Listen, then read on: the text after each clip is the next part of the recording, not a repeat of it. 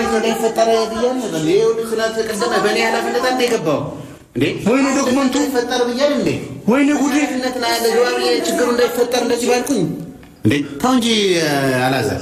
እኔ ያው ሰላም ውድና የተከበራችሁ ቻናል ቤተሰቦች እንዴት ናችሁ? ደህና ናችሁ ወይ? በያላችሁበት ሰላማችሁ ይብዛልኝ። እውነት በጣም የሚያሳዝነው እንዳያችሁት ምን አይነት ሰው ነው? ምን አይነት ወንድ ነው እሱ? ምን አይነት ወንድ ነው?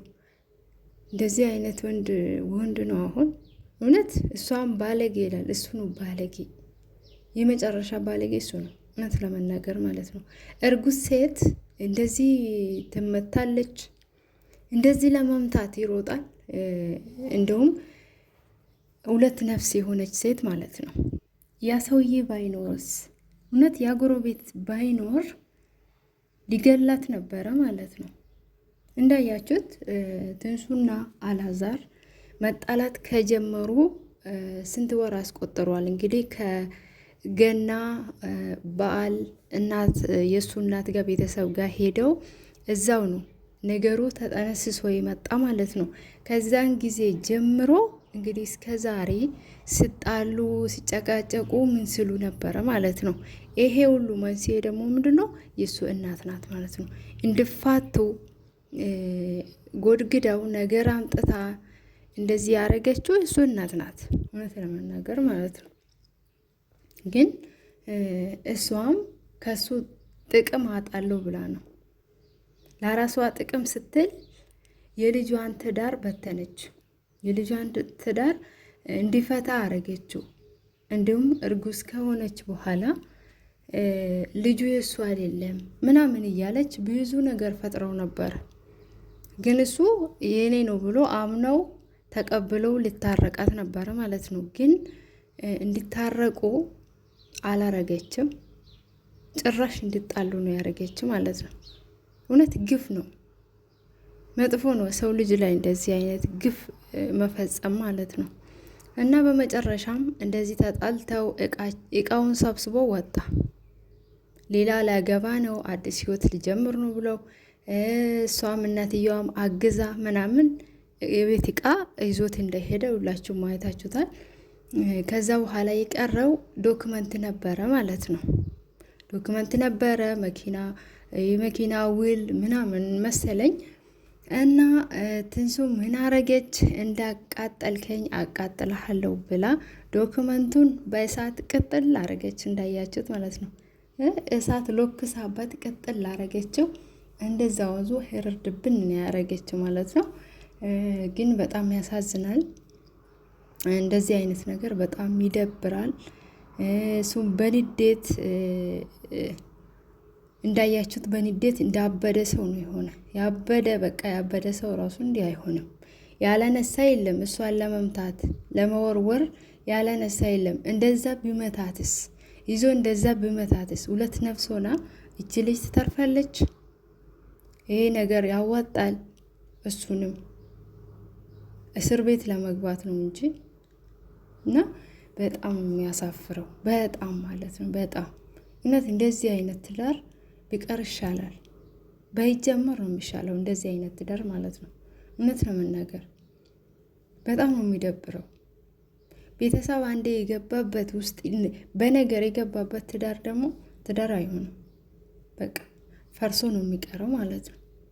እንግዲህ እነሱም እንደዚህ ሁለት ነፍሶና እሱም ጥሏት ወጣ፣ ቤት ባዶ አድርገው ጥሏት ወጣ ማለት ነው። ግን እሷ ወንድሟ መጣ፣ ወንድሟ አይደለም ካሜራማኑ ማለት ነው። አብሮ ካሜራማናቸው የሱን ካሜራ አልቀርስም፣ ካሁን በኋላ ከሱ ጋር አልሰራም፣ ምክንያቱም የሱ ስራ ትክክል አይደለም፣ እኔ ከአንቺ ጎን ነኝ፣ ከአንቺ ጋር ነው የሚሰራ ብሎ እንግዲህ ወደ እሷ ሄዷል ማለት ነው።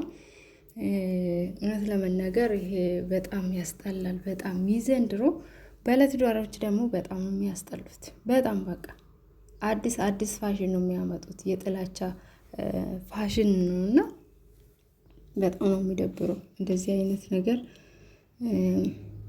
ተጀምሮ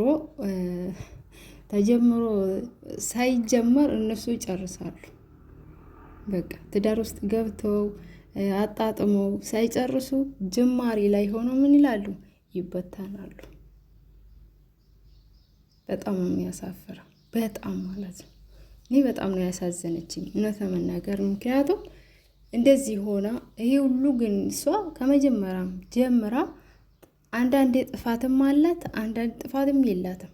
መጀመሪያ ሲጀመር ማለት ነው ጣምዳ የያዘችው የእሱ እናት ናት። ነገር የሚያመጣችው የእሱ እናት ናት።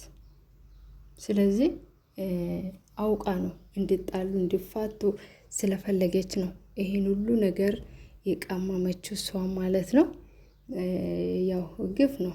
ነገ ግፍ ይሆንባቸዋል። ለሱም ግፍ ይሆናል። ለእናትየዋ ራሱ ግፍ ነው የሚሆንባቸው እውነት ለመናገር ማለት ነው። አሁን እሷ እርጉዝ ሆና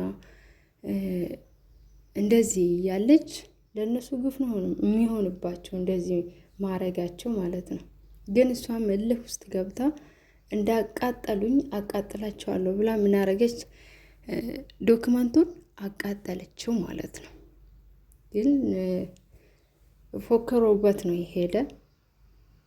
ያው መረጋጋቱ አይቀርም፣ ይረጋጋል በኋላ ማለት ነው። አንዴ ተቃጠለ፣ አንዴ ጠፋ፣ ምን ማድረግ አይቻልም። አንዴ በእሳት የተቃጠለ ነገር አይመለስም አይደል እንዴ? የተቀደደ እንኳን ይቀጣጠላል፣ ግን በእሳት የተቃጠለ ነገር ደግሞ መመለስ አይችልም። እና እውነት አድርጋ ነው የሰራችለት፣ በጣም ነው የሰራችለት ነገር ማለት ነው። እና ብቻ ፈጣሪ ልብ ስጣቸው። አንዳንድ ወንዶች እንደው እግዚአብሔር ልብ ስጣቸው። እውነት ለመናገር ሴት ላይ ግፍ የሚሰሩ ወንዶች ብዙዎች አሉና ፈጣሪ ልብ ስጣቸው። በቃ እኔ በጣም የሚያናድደው እሷ እንደዚህ ሆና እሱ ለመምታት መሮጡ። ምንም ብናደድ ምንም ቢጠፋ መታገስ ነበረበት። እንደዚህ ሆና ማለት ነው። ሁለት እስክትሆን ድረስ መታገስ ነበረበት። አብሮ መኖር ነበረበት። ግን እንደዛ አላረጉም። እናትየዋም ምን አይነት መጀመሪያ ደህና እናት ነው የምትመስለው፣ ግን አሁን ምን አይነት ተገላብጦሽ ምን አይነት እናት እንደሆነች ፈጣሪ ይወቀው። በልጅ ትዳር እንደዚህ የምትቀና እናት እኔ እሷን አየኋት። እውነት በጣም ታሳፍራለች። የራሷንም በተነችው፣ የልጇንም ትዳር በተነችው። የሷም የአላዛር አባትም እሷ ለምንድን ነው የሰራችው ነገር ትክክል አይደለችም፣ አልሰማለችን፣ በቃ አትሰማኝም ብሎ እሱም ተናደው ከዚህ በፊት እንዳያችሁት ልጆቹን ጥለው ከቤት ወጥተው ነበርና በጣም ነው የሚያሳፍረው። ከሱ ጋርም ተጣልታ ነው ያለችው ከባሏ ጋር። ልጇንም ከሚስቱ ጋር አጣልታ አፋታ ቁጭ አረገችው። ግን ብቻ ግፍ ይደርሳቸዋል እውነት ለመናገር